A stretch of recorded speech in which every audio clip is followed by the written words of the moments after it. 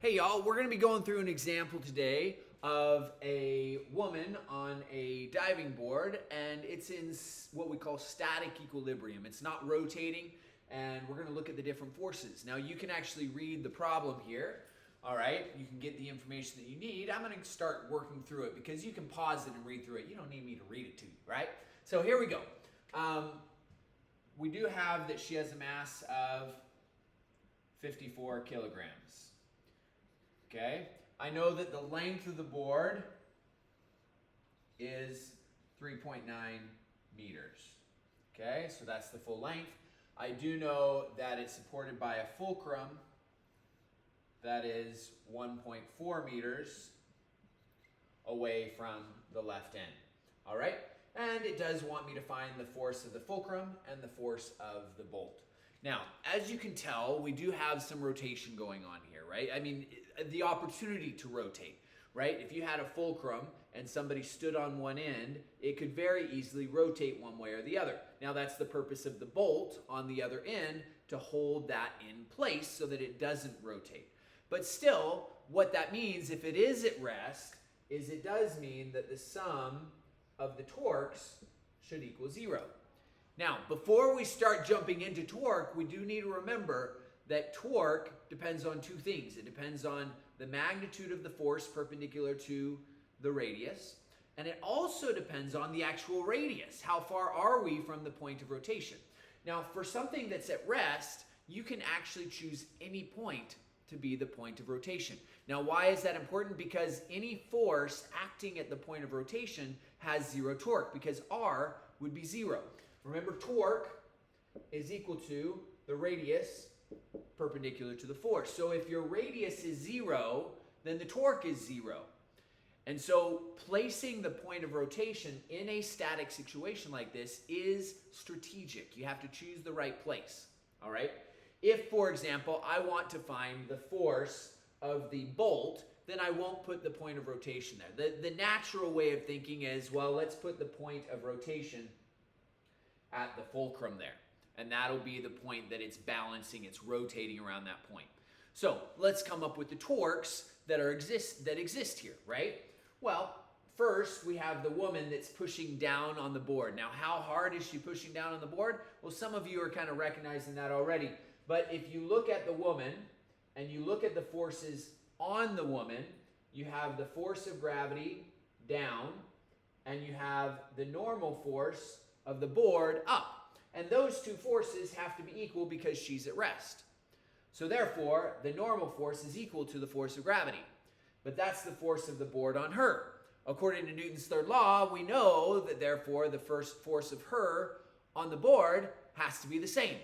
So therefore, when we look at torque, what we need is the normal force of the woman pushing down.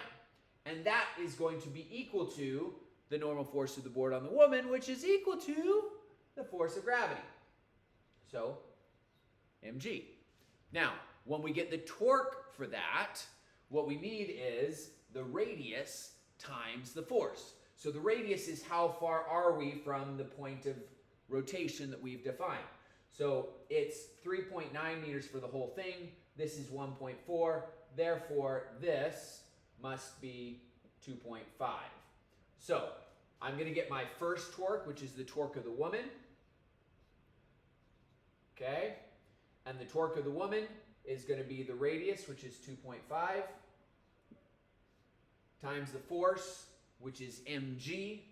So that would be her mass, which is 54, times 9.8. And that'll be the torque of the woman. The other thing is we need to recognize what direction is that torque. And don't say down, no. Torque is not defined in down and up. Torque is defined in clockwise or counterclockwise or anti-clockwise. In this situation, you can see that the force of the woman on the board is pushing down.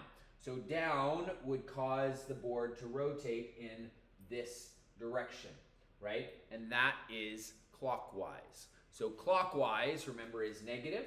So I'm going to go ahead and I'm going to make this negative. That's the torque of the woman is negative. Now, the other torque taking place is the torque of the bolt, right? Now the bolt, if this was going to tip up this way, the bolt would have to be pulling down in that direction, right?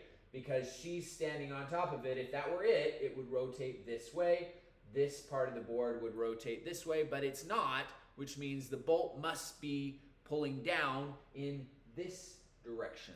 That is counterclockwise. So the bolt is going to be a positive torque. So I'm going to add on the torque of the bolt. So that would be the radius, which is 1.4, and then times the force that the bolt is exerting. Now notice that I'm not worrying about any trig here because the normal force was perpendicular, and then the bolt is going to be pulling in this direction, which is also perpendicular to the radius, to the actual board that's being rotated, right? And so therefore I don't need the trig like some of the examples that we did in class. This should all add together to give me 0 because the sum of the torques should be 0. Now there is one other force, the fulcrum pushing up on the board, but the R for that is 0, and so therefore the torque of the fulcrum would be 0. If we were looking at the translational forces, then we would have a force down here, a force down there, and this would be a force up. In fact, maybe we'll look at that in just a minute. Okay, so let's go ahead and solve this. So I'm going to go the 2.5 times 54 times 9.8, and then I'm going to add that to the other side, and then I'm going to divide by the 1.4, and I get 945. So the force that the bolt needs to be able to exert is 945 newtons. Now, that's 945 newtons if she's at rest. Recognize that if she starts bouncing, she's going to exert more force down. Therefore, the bolt is going to have to exert a larger force. So don't settle. If you're designing this diving board, do not settle for a bolt that can hold 1,000 newtons because she's definitely going to exert a lot more as she starts bouncing on the board there. All right? Okay. Let's move on to the second part of this because it does ask for two things. It says find the forces that the bolt exerts, but also the fulcrum. Now, I'm going to actually show you two different ways to deal with the fulcrum at this point. Now that we know what the force of the bolt is, okay, I'm actually going to write that over here. The bolt is 945 newtons. We may use that later. I'm going to erase what we have because I want a little bit of space because I want to show you two different ways that we can then solve for the force of the fulcrum. All right? Now, the first way is, well, I was already doing torque. I can actually just keep working with torque, right? So this time I don't want to put my rotational point at the fulcrum. I'm going to put my rotational point here at the bolt. All right? Now, again, the sum of the torques still has to equal 0, right?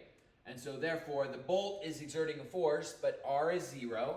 Remember that torque equals radius times perpendicular force. So here's the fulcrum. The fulcrum would be pushing up on the board.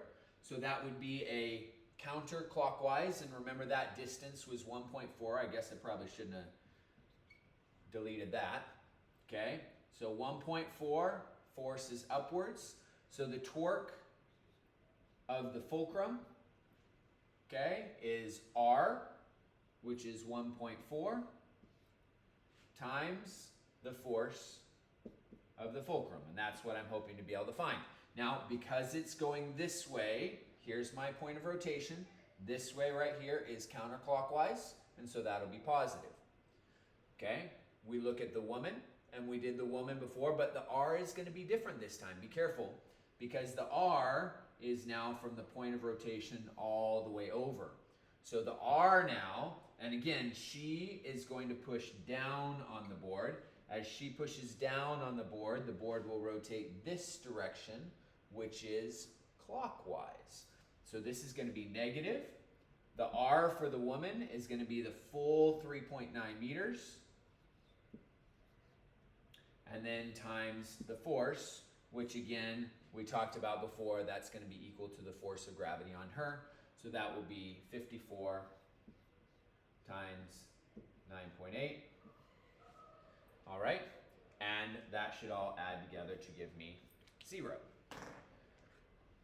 So we go 3.9 times 54 times 9.8.